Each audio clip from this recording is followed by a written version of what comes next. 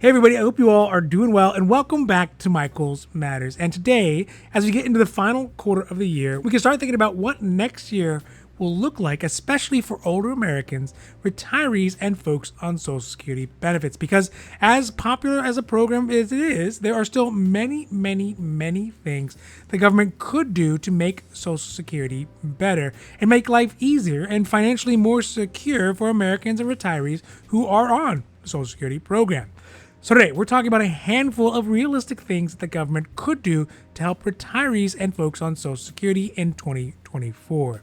Now, before we get to it, if you like these videos, if you find them interesting, if you find them helpful, or hey, if you at least find them useful, please don't forget to like and subscribe. Because it does really help the channel to grow, and we are so thankful for that. But also because you get notifications when our newest and most informative videos become available.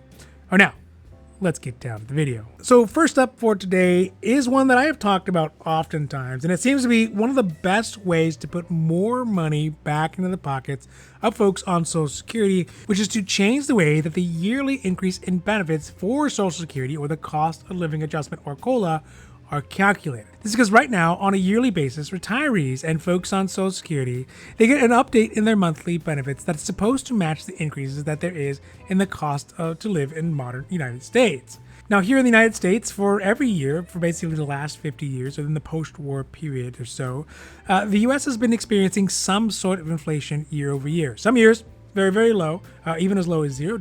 But other years it can be extremely high, like in the 70s or 80s, or even last year when inflation rate got to as high as 9.1%. That's 2022.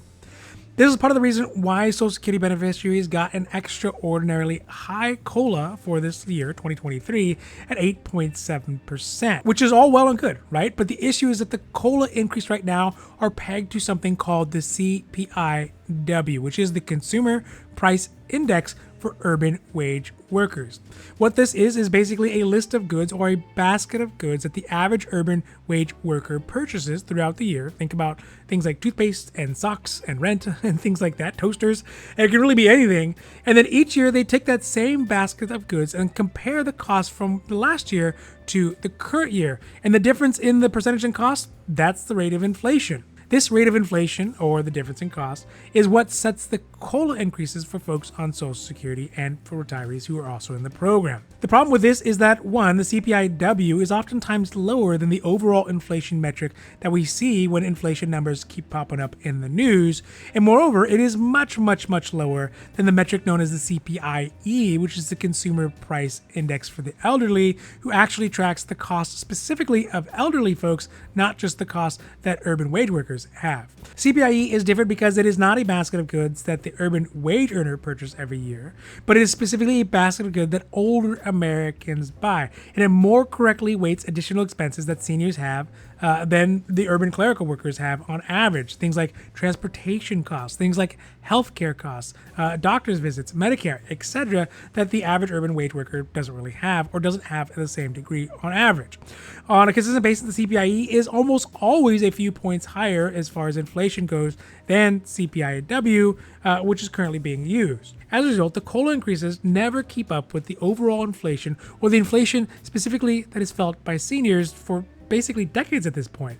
And year over year and decade over decade, those shortfalls start to add up to a lot of money that seniors should be getting to keep up with their cost of life, but don't. So the first thing that could be done by the government, and there is legislation to do it, the Social Security Act 2100, to change the CPI calculation that is used to calculate the COLA for folks on Social Security. Another change that could really be done in the new year is something that really affects a very specific demographic of folks on Social Security, but would make a world of difference for somebody when they are in the need of them, which is to improve the way that Social Security survivors' benefits are calculated.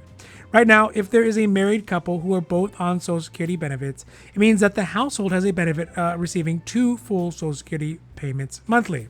Even if that is one retirement benefit and one spousal benefit, that is still a decent chunk of cash. But in the case when one of the spouses passes away, the surviving spouse after that only is able to receive one of the benefits checks moving forward, and is usually the higher of the two. So instead of having a household who's getting both checks, now the widow usually is only getting the the highest of the two checks. This can be a pretty devastating hit to a person's finance who have built a life around and live around in a situation based on two incomes.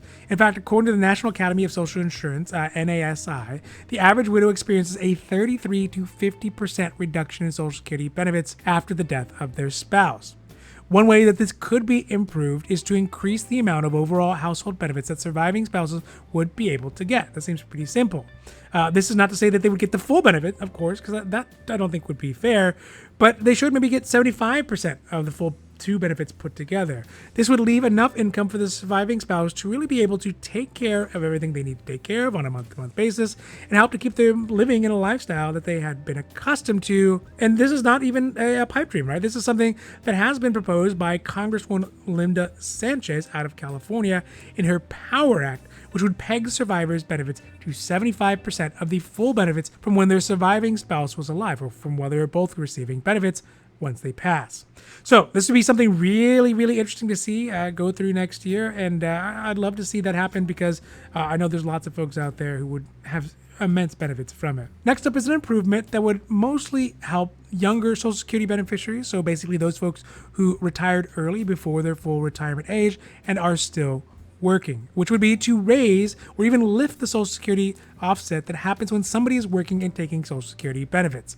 The way this works at the moment is if somebody retires early prior to their full retirement age at 66 or 67 years old, depending on when they were born, then in addition to getting decreased Social Security benefits for retiring early, if they are working and earning over $21,240 a year, then for every $2 over that limit, $1 of the Social Security benefit will be removed or offset or taken away to counter those earnings. So basically at that point, someone is working twice as hard for half as much. This rule is basically designed to discourage folks who are still able to work from retiring early just to get benefits and then keep working to maximize the retirement income. This number does change a little bit through when someone gets into their year in which they will be retiring. So if they get into that year of their full retirement age, because the earning limit goes up to $56,520 a year. And then for every $3 above that earning amount, then $1 would be offset.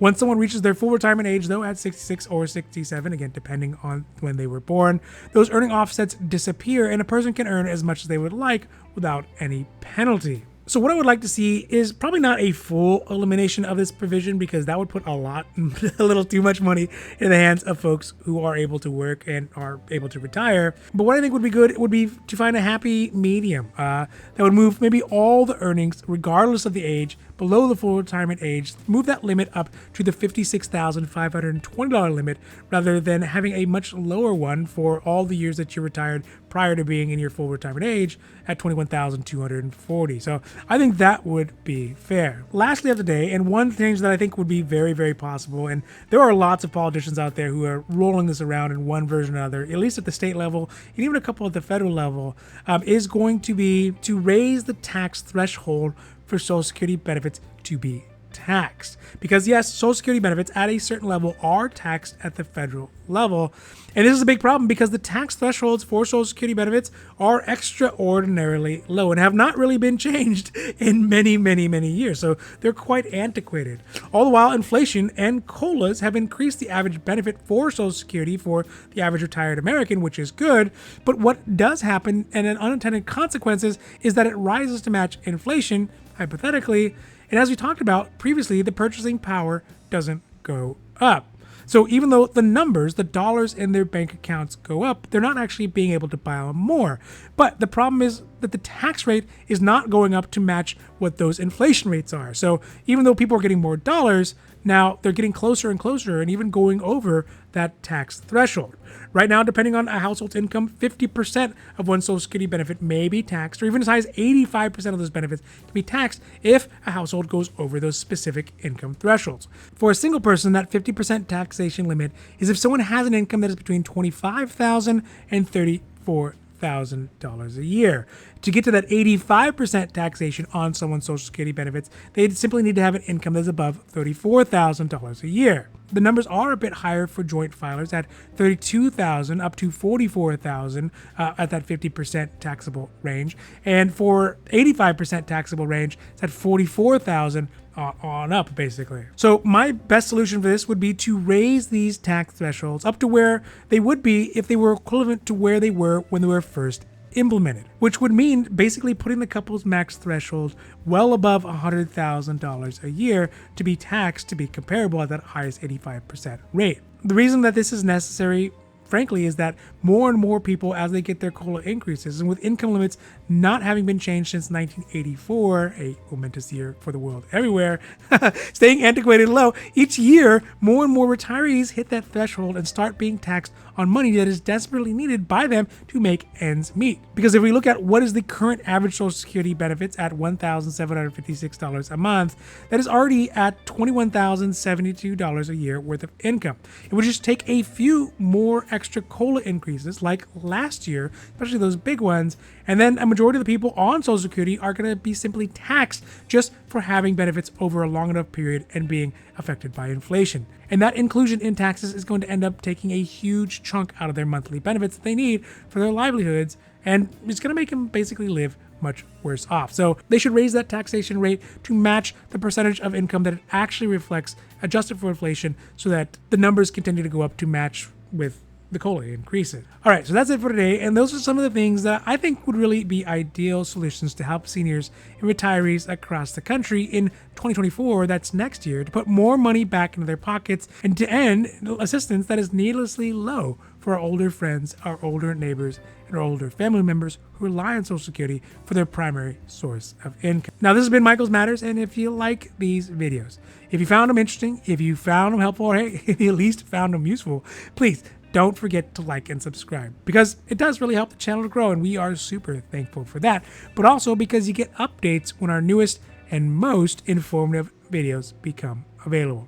So for Michael's Matters, I'm Michael, hoping that you take care of yourselves, take care of others, and have a happy, healthy day.